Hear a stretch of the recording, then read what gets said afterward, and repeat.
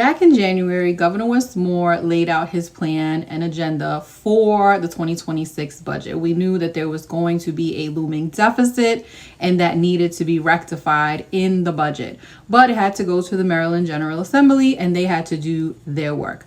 Yesterday, they wrapped up their session and we now have a budget and it is passed and it now goes to Wes Moore for signature.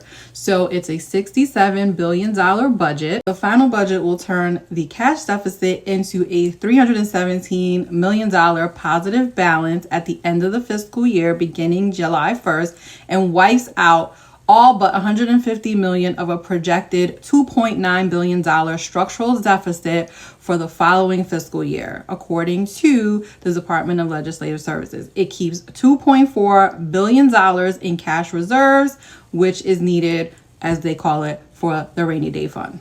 Republicans and the media are saying there's $1.6 billion in tax increases and fees, but of course they're not telling you exactly what they are. But I'm going to try to break this down really quickly so that everyone understands what impacts them and what does not.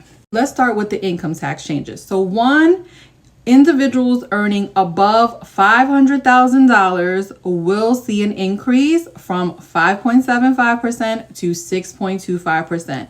And anyone making above $1 million will be 5.75 to 6.5%. If you do not make $500,000 or more, you are not impacted. You will see a tax cut or your taxes will remain the same. And this can be verified. Once July comes, you can look at your pay stub and you will see if your taxes for the state have increased or not. There will also be a 2% surcharge on capital gains for anyone that makes $350,000 or more. The Maryland General Assembly is also establishing a 3% tax on information technology and data services, generating nearly $500 million.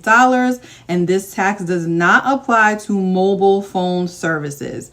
They are also limiting how many deductions taxpayers making more than $200,000 can itemize on their tax return. Most people are no longer itemizing because most people are taking the standard deduction since they got rid of SALT. If you're planning to buy a vehicle after July 1st, your tax will be 6.5% instead of 6%. When you do the math, if you buy a car that's about $35,000, it will cost you about $175 more. Also, they are applying 6% sales to vending machine sales, tax on cannabis sales. So if you spend $100 in the weed store, you're going to pay $12 instead of $9 for taxes. And they're also increasing the tax on sports betting, 20% from 15%. And if you buy a set of tires, 4 tires, you're going to pay $20, and that's going to go to the Maryland Transportation Fund. Vehicle emissions, aka VEIP, is also being increased from $14 to $30, which hadn't been changed since the 90s. So that one, I understand that one. And then they're supposed to be speeding up the implementation of the vehicle registration fees, and that's supposed to increase, but it doesn't say exactly how much it's going to be. The bill also allows for the county governments to impose a potential increase from 3.2% to 3.3%. For instance, in Anne Arundel County, I pay 2.81%. So it depends on the county. They could increase it. They may leave it the same. It's up to the county government. And just so we're clear, the bill does not increase the sales tax. There's no 75-cent fee on retail delivery that was suggested. No property tax increase. No expansion of gambling into iGaming. No estate tax increase. No changes to the car trade-in allowance. No taxes on snacks and sugary drinks, which was ridiculous.